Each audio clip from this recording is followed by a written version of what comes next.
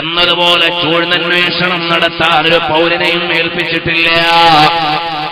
ഇന്ന് നമ്മൾ പരസ്പരം ചൂഴ്ന്നന്വേഷണം നടത്തുകയാണ്, സൂക്ഷ്മാന്വേഷണം നടത്തുകയാണ്, സ്വകാര്യതകളെ ഭേദിക്കുകയാണ്.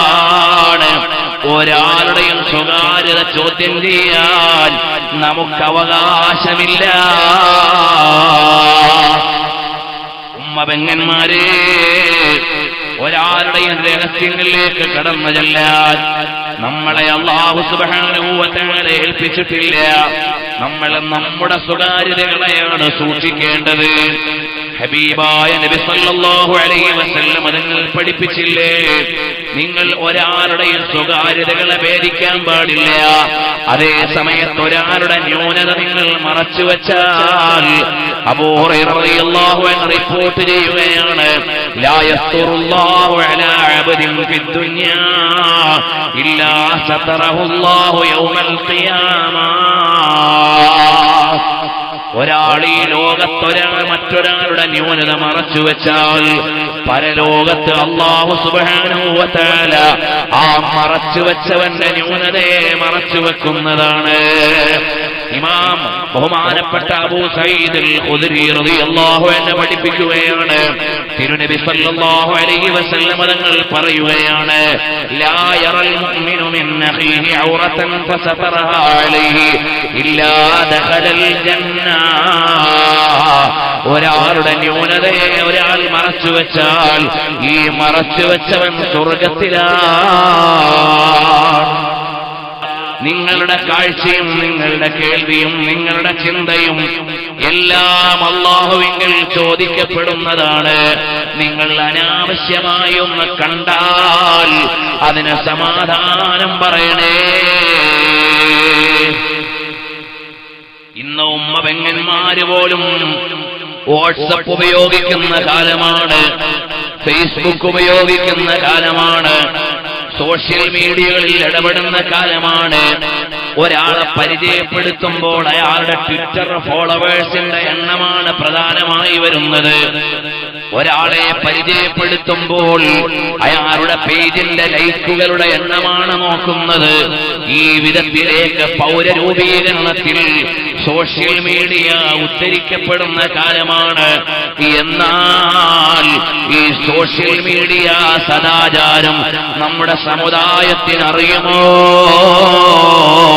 മോനെ, വാട്സപ്പിലായതുകൊണ്ട് ഗീബത്ത് ഹലാലാവൂല, നമീമത്ത് ഹലാലാവൂല, മറ്റുള്ളവന്റെ ന്യൂനതയിലേക്ക് നോക്കൽ അനുവദിക്കപ്പെടൂല. ഇസ്ലാം പറഞ്ഞത് എന്താണ്? വലാ തജസ്സസു വലാ യഗ്തബ് ബഅദുകും ബഅദാ. നിങ്ങൾ ഒരാളെയും ചൂഴ്ന്നന്വേഷിക്കാൻ പാടില്ല. ഒരാളെയും നിങ്ങൾ ഉള്ളിലേക്ക് കടന്നു ചെന്ന് സൂക്ഷ്മാന്വേഷണം നടത്താൻ നിങ്ങളെ ഏൽപ്പിച്ചിട്ടില്ല. ഒരു രാജ്യത്തിന് ഒരു സ്പൈ സംവിധാനം വേണം, അത് രാജ്യത്തിന്റെ സുരക്ഷ. ഒരു രാജ്യത്തിന് ഒരു മിലിറ്ററി വേണം, അത് രാജ്യത്തിന്റെ ഭാഗമാണ്. എന്നാൽ നിങ്ങളോട് ആരോടും നിയമം കയ്യിലെടുക്കാൻ രാജ്യത്തിന്റെ ക്ഷേമത്തിന് പറ്റിയതല്ല. ഇസ്ലാമിക വ്യവസ്ഥിതിയിലും പൗരന്മാര് നിയമം കയ്യിലെടുക്കാൻ പാടില്ല, ഭരണകൂടമാണ് ചെയ്യേണ്ടത്. ചില സോഷ്യൽ മീഡിയ ജീവികളുണ്ട്, അവരുടെ ജീവിതം തന്നെ ഇതിനു വേണ്ടിയാണ്. ആളുകളെ വിളിക്കുക, കോളുകൾ റെക്കോർഡ് ചെയ്യുക, വിഷ്വൽ റെക്കോർഡുകൾ സൂക്ഷിക്കുക, എന്നിട്ട് മുഴുവൻ സദാചാരങ്ങളെയും ഇല്ലായ്മ ചെയ്യുക, ആളുകളുടെ ചിന്തകളിൽ വൃത്തികേടുകൾ സ്ഥാപിക്കുക, ആളുകളുടെ വിശ്വാസത്തിൽ സംശയങ്ങൾ ഉണ്ടാക്കുക, വ്യക്തികളുടെ അഭിമാനങ്ങളെ തേജോവധം ചെയ്യുക. ഇതെല്ലാം സോഷ്യൽ മീഡിയ ജീവികൾ ചെയ്തുകൊണ്ടിരിക്കുന്ന കാലത്ത് വലാ തജസ്സസൂ, നിങ്ങളങ്ങനെ ചൂഴ്ന്നന്വേഷിക്കല്ലേ. ഒരാളുടെയും അരമനയുടെ അകത്ത് പോയി അന്വേഷിക്കാൻ അധികാരമില്ല. നബി സല്ലല്ലാഹു അലൈഹി വസല്ലം തങ്ങൾ ഹജ്ജത്തുൽ വദാഇൽ പറഞ്ഞില്ലേ, നിങ്ങളുടെ അഭിമാനത്തിന് മൂല്യമുണ്ട്. ഒരാൾ മദ്യപിച്ചു വന്നിരിക്കട്ടെ, അയാൾ മദ്യപിച്ച് ലക്കുകെട്ട് കിടക്കുമ്പോൾ അവന്റെ ചിത്രമെടുത്ത് ഇവൻ മദ്യപിച്ചു എന്ന് അടിക്കുറിപ്പെഴുതി പ്രചരിപ്പിക്കുന്നത് മറ്റൊരു തെറ്റാണ്. മദ്യപാനം തെറ്റാണ്. അത് പ്രത്യേകിച്ച് തെളിവൊന്നും പറയേണ്ട ആവശ്യമില്ല. ഒരാളെങ്ങനെ മദ്യപിച്ച് മത്തനായി കിടക്കുന്നുവെന്നിരിക്കട്ടെ, അവന്റെ ചിത്രമെടുത്തുകൊണ്ട് ലോകത്തോട് പ്രചരിപ്പിക്കൽ മറ്റൊരു തെറ്റാണ്. അല്ലാഹുവെങ്കിൽ ശിക്ഷ ലഭിക്കുന്ന തെറ്റാണ്.